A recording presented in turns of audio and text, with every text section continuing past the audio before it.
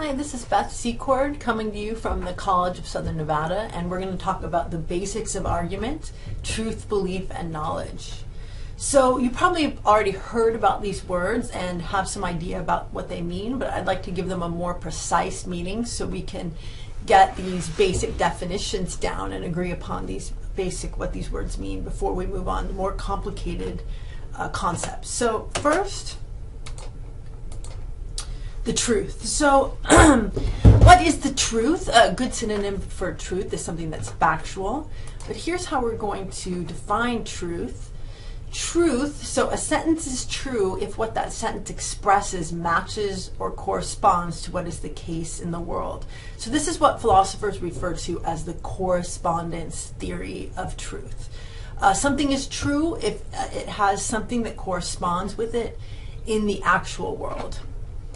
So here's an example of a sentence: the earth is flat, and it happens to be false. Why is that sentence false? Well, according to the correspondence theory of truth, the sentence "the earth is flat" is false because what it expresses does not match reality. It does not match what is the case in the actual world. Here's another example. The earth is spherical, spherical-ish. So that's true. Precisely because what that sentence expresses matches what's going on. It matches reality. It matches the way the world actually is, the actual world. Okay, so here's some characteristics of truth. The truth is objective, to be distinguished from subjective. To say that the truth is objective means that the truth does not depend on what people think or believe about it. So the whole world could have some belief. For example, suppose that everyone in a village in medieval France would swear up and down, would bet on the earth being flat. But even though everyone in the village believes the earth is flat, that does not make it flat. So the truth is objective or independent of what we believe or think about it. The truth is also mind independent. So what is true or false does not depend on the existence of any minds to have beliefs about it. So even during the Jurassic era, when there were no minds to contemplate geometry or math, 2 plus 2 still equaled 4, even if there were no minds to think about it. The earth was still round, even though no dinosaur had that idea in its mind. So the truth remains what it is, whether we form beliefs about it or not. So I'd like to emphasize that truth and belief are distinct. So here's, just recapitulates what I just said. Even if there was no one with a mind to think about it or believe it, it would still be true that the earth is round and that 2 plus 2 is 4. Okay. So you've heard this statement before. It's true for them. So let's talk about that a bit. So some people believe the earth is flat. I found out that this is actually a popular belief in Las Vegas. I'd never heard about it before, but there are a minority of individuals that believe the earth is flat. Some people believe that Bigfoot exists. Now, does it make sense to say that it's true for them that the earth is flat, or it's true for them that Bigfoot exists? The way that we've defined the word true for this class, that's a misleading use of the word true. Really, they believe that a false sentence is true. Someone who believes the earth is flat believes that it's true, but is wrong. They take the sentence "the earth is flat" to be true, but they're mistaken about that. So does it make sense to say that it's true for them the earth is flat? Oh, no. Using the word truth this way is unintelligible. So let's avoid using this phrase this way. Okay, so truth and mere belief. So suppose this one says, I believe the earth is round. This person takes this state of affairs to be true. This person takes this state of affairs to be true. Now you can see, if you haven't already, how silly it is to say that it's true for this individual that the earth is round, and it's true for this individual that the earth is flat. Why can't it be true for this person and true for that one at the same time? Well, because what they believe contradicts each other. It can't be true in the actual world at the same time. So believing something does not make a claim true.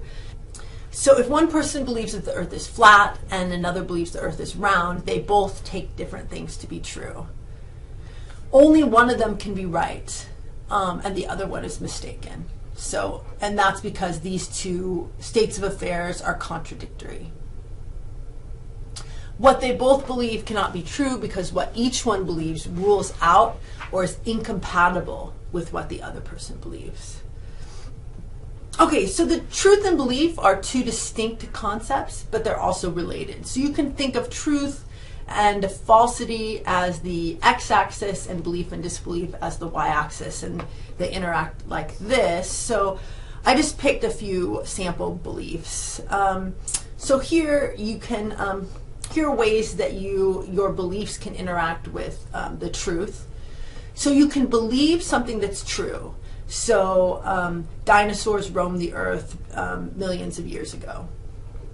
So I have this belief and it turns out to be true. You can also believe something that's false. So I believe in Santa Claus. I believe that Santa Claus lives at the North Pole, that Santa Claus is up at the North Pole building really nice trains, wooden trains, and Santa Claus will deliver them to me and my children. So here I'm believing something that's false. You can also disbelieve something that's true and disbelieve something that's false, so or not believe. So there are some people who disbelieve that the cosmos is about 14 billion years old and the Earth is about 4.5 billion years old. So they would disbelieve this true statement.